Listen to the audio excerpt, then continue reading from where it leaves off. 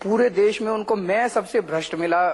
प्रधानमंत्री जी को मेरे ऊपर उन्होंने सीबीआई की रेड करा दी। सीबीआई की रेड में उनको 3 मफलर मिले हैं बस।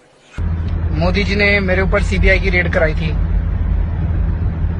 उस रेड में 4 मफलर मिले थे। मेरे घर आए, सारे आए, पुलिस, इतनी पुलिस आई, बेडरूम तक पहुंच गए। बेडरूम भी सारा छान मारा। उनको 10 मफलर मिले अनअकाउंटेड। पुलिस मेरे बेडरूम में गई थी जी। मेरे ऊपर, मेरे दफ्तर पे सीबीआई की रेड हुई थी जी। क्या मिला उनको? 11 मफलर मिले जिनका हिसाब किताब नहीं था।